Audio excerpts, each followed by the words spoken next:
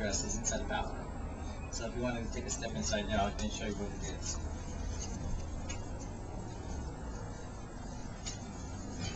You can see the hub drain is missing. They have a screen that they use for the drain inlet and a cork for the stopper. That's interesting. What I did is when I turned the shower on and ran it for a while, the water actually starts to build up higher. So after about 4 minutes of use, it's about 3 inches of water. So it's not draining out fast enough. So there's a good indication that there may be some hair buildup or some kind of debris, or sometimes even small pieces of shampoo covers or the razor tips get stuck in there. So you may want to have a plumber come here and do some servicing. And then at minimum, have the screen installed at all times when you're using it, just to make sure debris doesn't get built up and stuck down in there. On the side of the toilet, there's an area here. Let me shine the flashlight. You can see there's some of this corrosion that's building up, and the trimming is actually pulling away from the wall. And many times this is due to the fact that the sealants here sometimes get worn out, or the door's not closed completely, and water gets down and sits on the floor and works its way into the corner beads.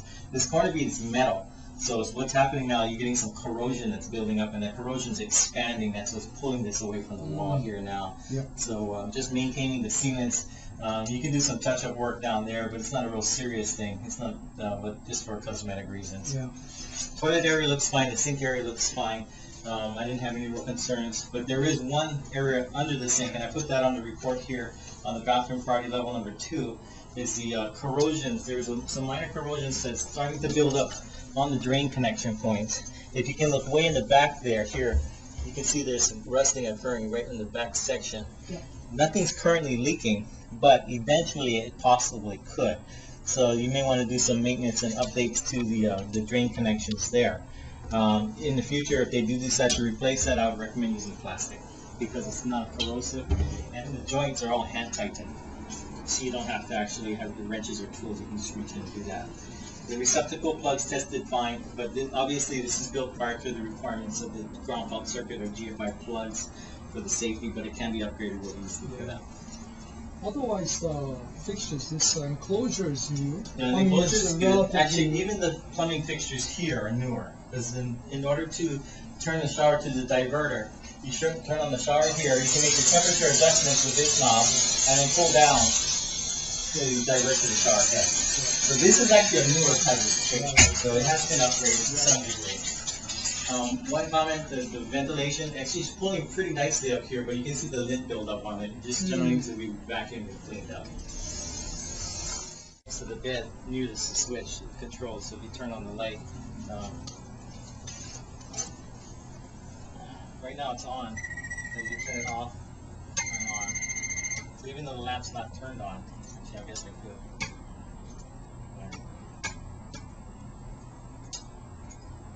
So that's the one for lighting food in the room. The other thing I had in the bedroom is the windows on the upper section. You have to look a little closely to see this, but you do have some corrosion that's building up. Like you see where the screw anchors are right here?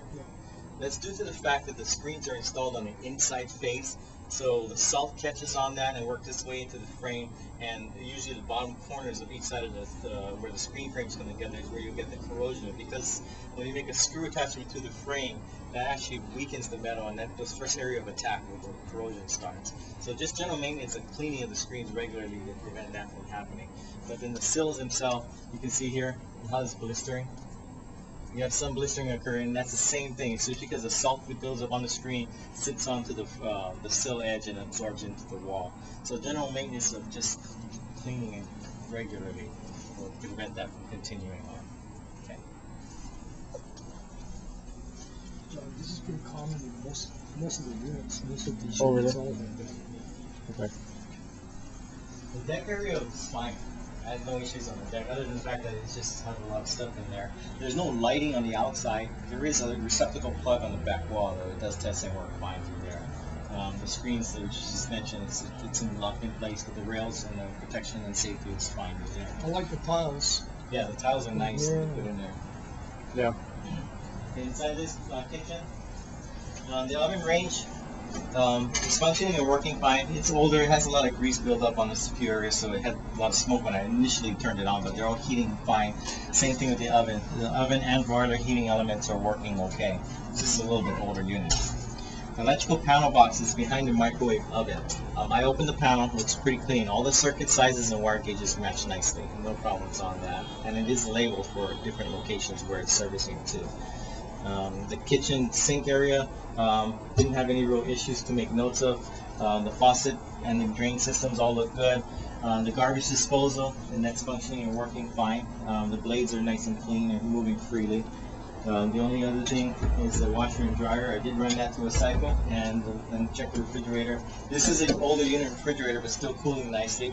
The only comment I really put here is just the fact that you can see the trim that's on the back of the wall, the vinyl trim. So it's this sticky stick-on place. It's actually pulled out, and it wraps around the back side. I'm not sure if somebody pulled it off or it just fell off, but it's just laying down flat there now. Did run this through the cycles, and the dryer vents actually through the building. It goes through the back wall into the building vent systems and eventually out. The dryer does need to be serviced regularly on the dryer vent inside here. This is really built up. They haven't cleaned this in a long time. Oh, it's wow. kind of full. Yeah, so that does need to be regularly. Open this up, take it out, stick it back. Recommended after reload. Oh, yeah, that's just the catch, right? Yeah. Oh, yeah.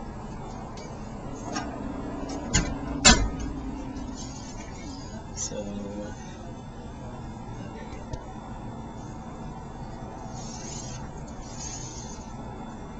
yeah, some vinyl flooring is just curling up on the roof. Here is the parking stall covered.